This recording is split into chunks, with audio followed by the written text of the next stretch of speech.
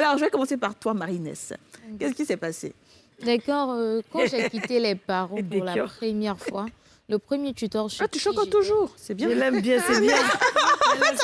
J'avais oublié un peu. Oui, allons-y. Le premier tuteur chez qui j'étais, à mon arrivée, coïncidence, sa femme est partie en congé avec les enfants. Donc, nous étions 2 dans la maison.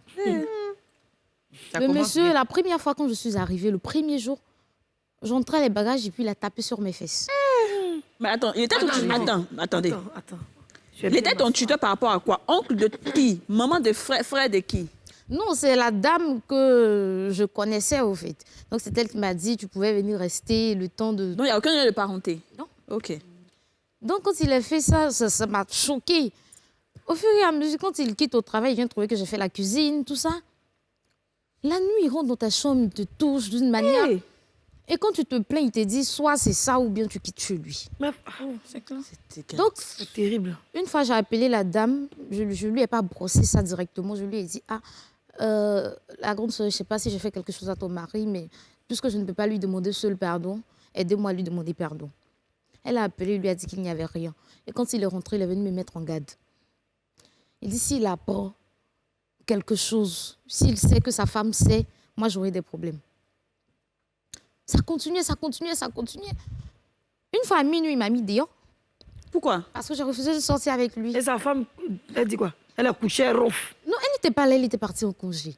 Non, mais Wow. Elle s'est tuée dans son congé, là, il faut le dénoncer. Pardon? Tu étais mineure à cette époque? Non, je suis sortie quand il m'a mis dehors. J'ai dormi à la paroisse. mineure, avec quel âge? Ça dit, tu avais comme du choc, comme ça on a dit mineur. Tu avais quel âge? D'accord. J'avais peut-être 18 ans, non? Ah, donc tu étais j'étais... majeure. Moi, j'ai 21 ans en Côte d'Ivoire. Non, c'est 18 maintenant. Ah, j'ai 18 maintenant. J'ai dormi à la paroisse. Le lendemain matin, je suis partie. Il était parti au travail, tout ça. Ça persistait. Donc, moi, je suis partie. Quand je suis partie, j'ai fait au moins 3 jours à la paroisse avant de trouver un nouveau tuteur. Et quand j'ai eu le tuteur, le monsieur, il était bien, mais c'était sa femme. Comme elle l'a vu, Marie-Inès, elle a des rondeurs, tout ça. Elle rivalisait avec moi. Hey, toi-même, dans la maison, les gens te disent la femme rivalise avec toi. Ça aussi, c'est un esprit.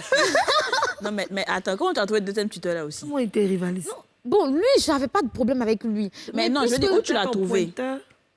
Non, Attends, on ne cherche pas les tuteurs sur Internet pour trouver. Comment tu trouves un tuteur? lui, c'était, je peux dire, un parenté. Ok. Lui, au moins, je peux dire que c'était un parenté. Il était bien. Mais le problème, c'était avec sa femme.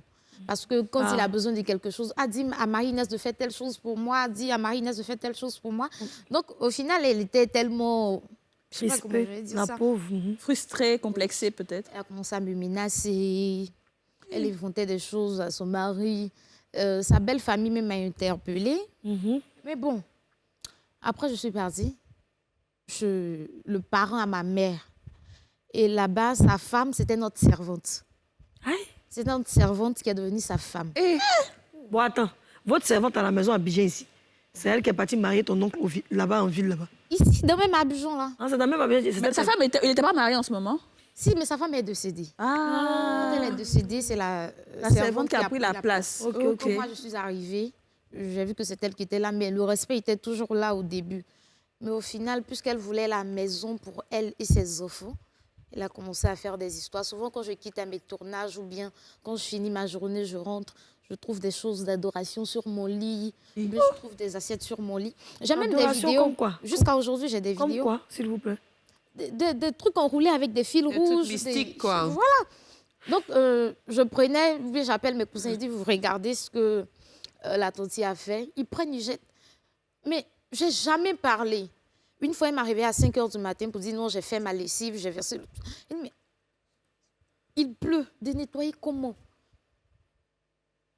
J'ai rien dit.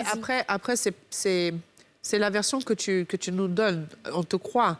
Mais est-ce que quelque part, il n'y a pas aussi leur version à eux qui peuvent dire qu'à un moment donné, tu leur as peut-être fait des choses qui ne leur ont pas plu?